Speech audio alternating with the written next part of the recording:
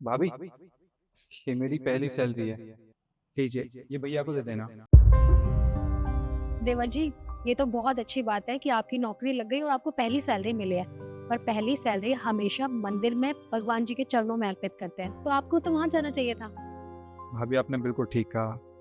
पहली सैलरी को भगवान को अर्पित करना चाहिए। पर मेरे लिए तो मेरे भैया ही भगवान है ना। तो मैंने सोचा कि क्यों ना अपने भगवान को अपनी पहली सैलरी दे दूँ। देवर जी, ये बहुत अच्छी बात है। आपके भैया थोड़ी देर में आ जाएंगे, आप उन्हें खुद मिल के दे देना, उन्हें बहुत अच्छा लगेगा। नहीं भाभी, मैं भैया को खुद ये सैलरी नहीं दे सकता। एक काम कीजिए ना, ये आप रख लीजिए। जब भैया आए तो उनको दे देना। कह देना कि उनके छोटे भाई की नौकरी लगी है और वो अपनी पहली सैलरी उन्हें देने आया था।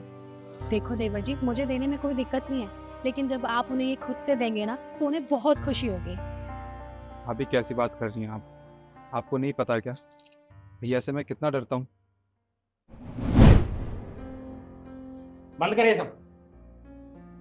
खड़ा हो तू, पहले खड़ा हो। भैया, क्या हुआ? क्या हुआ? तुझे नहीं पता क्या हुआ? अरे तुझे बिल्कुल भी शर्म आती है? नहीं आती? दिन भर तो इस फोन में लगा रहता है, कुछ काम करेगा या नहीं करेगा? ना तुझे पढ़ना है ना कोई काम करना है। तो जिम्मेदारी लेगा जिंदगी में या ऐसे ही मुफ्त की रोटियां तोड़ता रहेगा?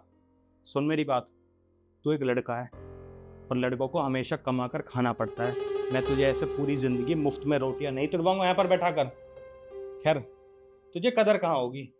जिस इंसान ने अपनी ज़िंदगी में अगर पैसा कमाया होगा ना, तो उसे ही पैसे की कीमत पता होती है। और तूने तूने अपनी ज़िंदगी में एक रुपया नहीं कमाया। तू ऐसे नहीं समझेगा। तो एक काम कर, तू अभी और इसी वक्त इस घर से निकल जा और आज के बाद इस घर में वापस तभी आना जब तू कुछ कमाएगा और पैसे लेकर आएगा। चल बाहर चल। चल भैया, बाहर चल यहाँ से, चल। और हाँ, आज के बाद घर में वापस तभी आना जब तू एक अच्छी सी नौकरी लग जाए और पैसे कमाने लगे।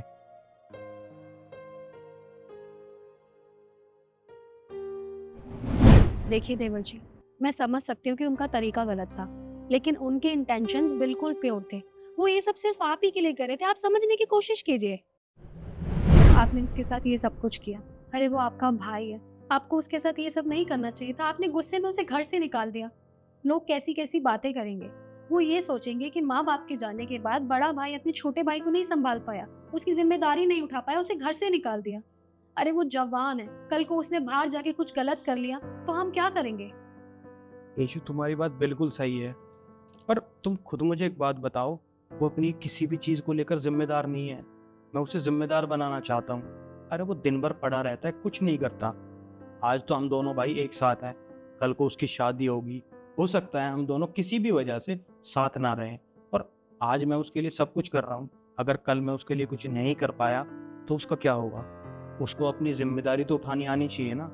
पर हाँ, मम्मी पापा ने ना जाते टाइम मुझे एक चीज़ कही थी कि कुछ भी हो जाए अपने छोटे भाई को बिल्कुल अपने बच्चे की तरह रखें।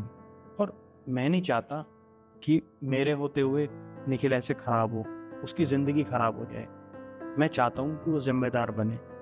और तुम्हारी बात बिल्कुल सही है, वो जवान हो रहा है और कहीं वो गलत कदम ना उठा ले। पर तुम टेंशन मत लो, मुझे पूरी उम्मीद है कि ऐसा कुछ नहीं होगा।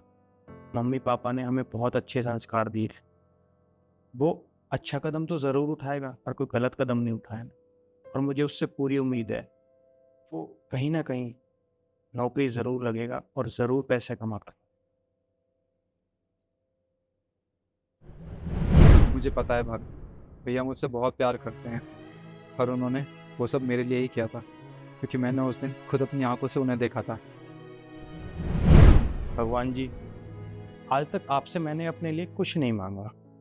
बस मैं आपसे ये कहता हूँ कि मेरे छोटे भाई को हर वो खुशियाँ मिले जो मुझे नहीं मिल पाई। वो अपनी ज़िंदगी में कामयाब हो जाए, बस मैं आपसे यही प्रार्थना करता हूँ। मेरी एक छोटी सी विनती स्वीकार। तो देवर जी, जब आपको सब कुछ पता है कि उन्होंने जो भी किया वो सिर्फ आप ही के लिए किया है, तो उनसे मिलने में कतराना कैसा? आप खुद मिलके उन्हें ये सैलरी देना, अपनी वो सच में बहुत खुश होंगे। भाभी, आप मेरी बात नहीं समझ रही हैं। देखिए, मुझे पता है भैया मुझसे प्यार करते हैं, पर मैं उनसे डरता हूँ। और आप देखिए ना, मुझे ज़्यादा सैलरी नहीं मिली है। अगर भैया को ये पता चलेगा कि मैं ऐसी नौकरी कर रहा हूँ जिसमें मुझे 25,000 रुपये महीना मिल रहा है, तो वो ये नहीं सोचेंगे कि इसे और अच्छी नौकरी करनी चाहिए थी और अच्छी जगह पर काम करना चाहिए था। और भाभी, वैसे भी भैया ये भी बोल सकते हैं कि तुझे घर से निकाले हुए इतना टाइम हो गया, तूने नौकरी भी की, तो कैसी नौकरी की? देखिए, मैं ये चाहता हूँ कि मैं भैया से फ़िलहाल ना मिलूँ, क्योंकि उनका गुस्सा बहुत कड़ा है। अगर उन्होंने मुझसे गुस्सा किया तो मैं सह नहीं पाऊँगा। अब ये पैसे रख लीजिए, जब वो आए तो उनको दे देना। ठीक है देवर जी, जैसे आपको ठीक लगे। ठीक है भाभी, मैं चलता हूँ, नमस्ते। निखिल, तू अपने बड़े भाई से इतना डरता है कि अपने भाई से मिलकर भी नहीं जा रहा? चला जा, गले लग। देख मेरे भाई, मुझे माफ कर देना, मैं तेरा बड़ा भाई हूँ और मैंने जो सब तेरे साथ किया वो सिर्फ तेरे भले के लिए किया। मैं तुझे एक अच्छा इंसान, एक जिम्मेदार इंसान बनाना चाहता था। तुझे किसी भी चीज़ की कोई कदर नहीं थी। मैं तुझे जिम्मेदार बनाना चाहता था, इसलिए मैंने तेरे साथ ये सब किया। आज हम दोनों भाई हैं, एक साथ हैं।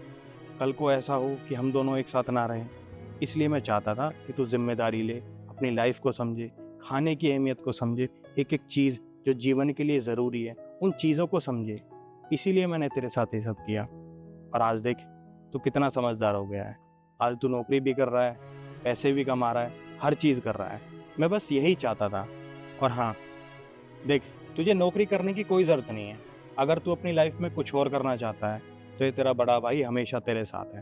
मैं बस तुझे जिम्मेदार बनाना चाहता था, और अगर तुझे कुछ और भी करना है तो तू वो कर सकता है। तुझे नौकरी करने की कोई ज़रूरत नहीं है, ठीक है? जी भैया। और इस वीडियो के ज़रिए हम आपको बस यही समझाना चाहते हैं कि अगर अपनों की भलाई के लिए उनके साथ कठोर बनना पड़े तो कठोर बनने में कोई बुराई नहीं। बाकी आपको वीडियो कैसी लगी हमें कमेंट करके ज़रूर बताना।